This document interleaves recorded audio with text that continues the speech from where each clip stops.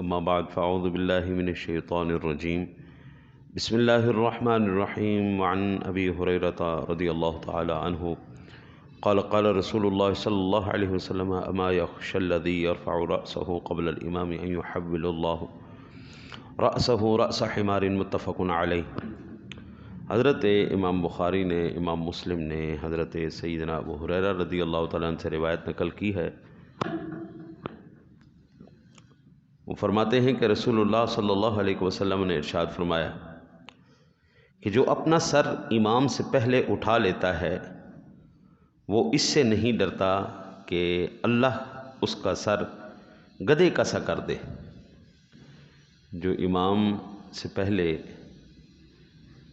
جلدی کرے گا تو حضور فرماتے ہیں اس کو اس بات کا خوف نہیں اللہ تعالیٰ اس کا سر گدھے کا کر دے۔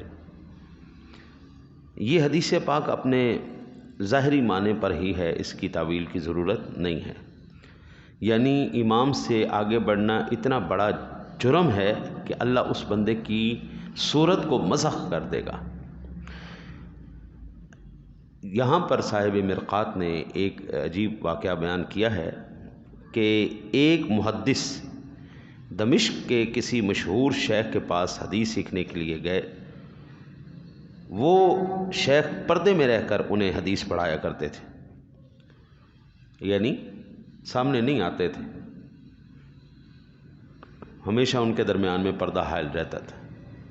انہوں نے کہا حضور اتنا عرصہ ہو گیا مجھے آپ سے پڑھتے پڑھاتے ہوئے، تو مہربانی کرو مجھے اپنی زیارت کرواؤ، دیدار کرواؤ۔ انہوں نے کہا یار رہنے دے، تو نہ دیکھ میرا چہرہ۔ کہا نہیں حضور مہربانی کر۔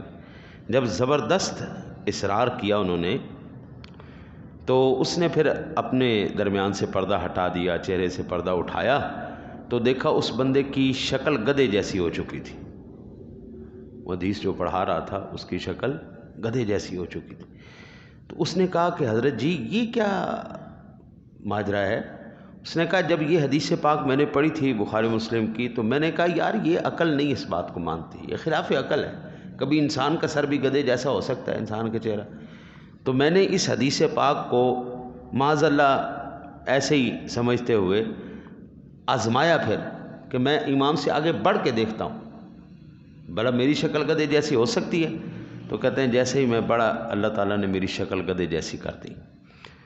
تو اس مصیبت میں گرفتار ہوں۔ اس وقت سے معلوم ہوا کہ بلا اللہ تعالیٰ نے ہم پر اپنے حبیب کریم علیہ الصلوۃ والسلام کے صدقے اتنا بڑا احسان کیا ہے، اتنا بڑا احسان کیا ہے کہ ہم اس کا ہر پل شکریہ ادا کریں تو حق ادا نہیں ہو سکتا۔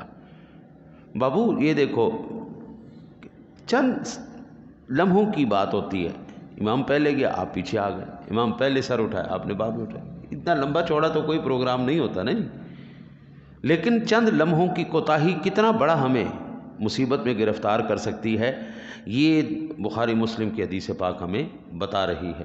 اللہ سے دعا ہے اللہ تعالیٰ آپ کو مجھے حضور کے طریقے پر نماز پڑھنے کی، عمل کرنے کی توفیق نصیب فرمائے۔ اللہم صلی علی سیدنا